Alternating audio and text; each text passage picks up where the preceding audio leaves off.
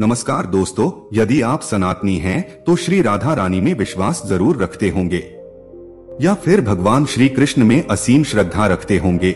यदि आप श्री राधा कृष्ण के भक्त हैं तो आपको राधा रानी के बारे में संपूर्ण ज्ञान होगा। लेकिन क्या आपको पता है कि श्री राधा रानी की मृत्यु कैसे हुई थी? दोस्तों, क्या आप जानते हैं कि राधा की मृत्यु किस पाप के कारण हुई थी?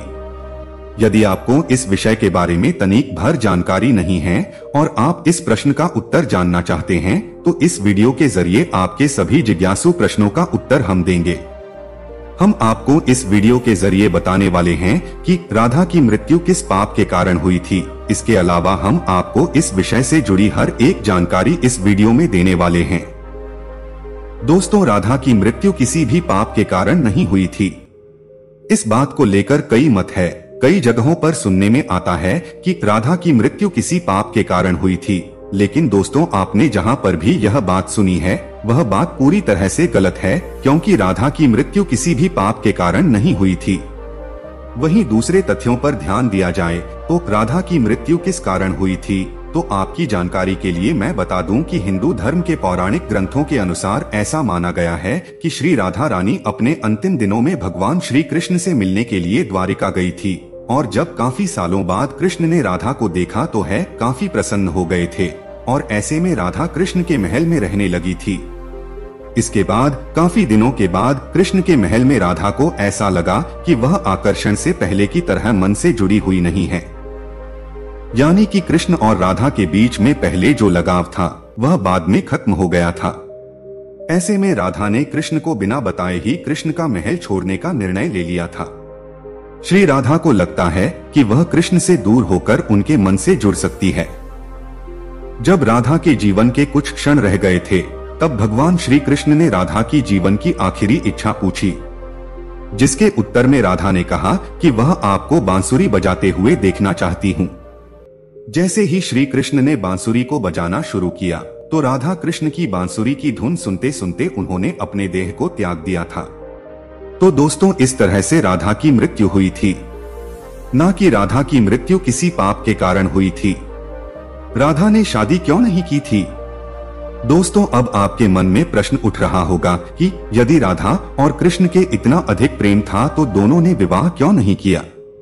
यदि दोस्तों आपके मन में भी यह सवाल है तथा आप भी इसके बारे में जानना चाहते हैं तो आपकी जानकारी के लिए मैं बता दूं कि राधा और कृष्ण पूरी दुनिया को यह बताना चाहते थे कि प्रेम और शादी दोनों अलग अलग वस्तु यह होती है। प्रेम निस्वार्थ भावना होती है।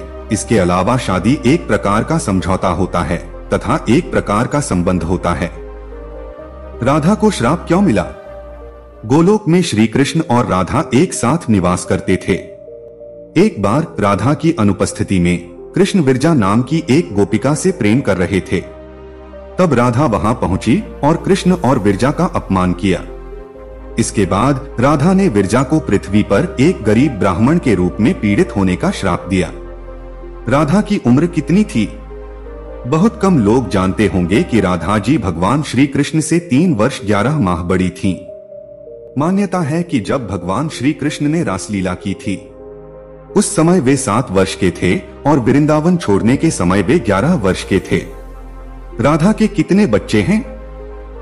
कर्ण का पालन पोषण अधिरथ की पत्नी राधा ने किया, इसलिए कर्ण को राधे या राधा का पुत्र भी कहा जाता है। अंग देश के राजा कर्ण की पहली पत्नी का नाम वृषाली था।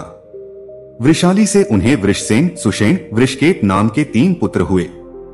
दूसरे सुप्रिया को चित्रसेन, सुशर्मा, प्रसेन, भानुसेन नामक 3 पुत्र हुए। भगवान श्री कृष्ण बांसुरी क्यों तोड़ी? कृष्ण जानते थे कि उनका प्रेम अमर है, फिर भी वे राधा की मृत्यु को सहन नहीं कर सके। कृष्ण ने प्रेम के प्रतीकात्मक अंत के रूप में बांसुरी को तोड़कर झाड़ी में फेंक दिया।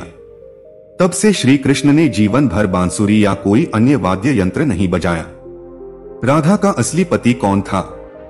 रायन को रापना या अयंग घोष के नाम से भी जाना जाता था। पूर्व जन्म में राधा के पति रायन गोलोक में श्री कृष्ण के गोप का अंग थे। दोस्तों, वीडियो के जरिए हमने आपको बताया कि राधा की मृत्यु किस बात के कारण हुई थी। इसके अलावा इस विषय से जुड़ी अन्य जानकारी अभी हमने आपके साथ शेयर की है। हमें पूरा विश्वास है कि हमारे द्वारा दी गई जानकारी आपको पसंद आई होगी। फिर तो आपको इस वीडियो के माध्यम से कुछ नया जानने को मिला है। यदि आपके मन में कोई सवाल है तो हमें कमेंट कर लिखें, हमें उत्तर देने में बेहद ही खुशी होगी। और हाँ, यदि आप राधा रानी और श्री कृष्ण के सच्चे भक्त हैं तो कमेंट में राधे कृष्ण जरूर लिखें। आशा है यह वीडियो आपको बहुत पसंद आया होगा। अगर यह जानकारी आपको अच्छी लगे तो आप अपने दोस्तों के साथ भी शेयर कर सकते हैं। अगर आपको कोई भी क्वेश्चन हो तो आप हमें कमेंट कर सकते हैं, हम आपका जवाब देने की कोशिश करेंगे।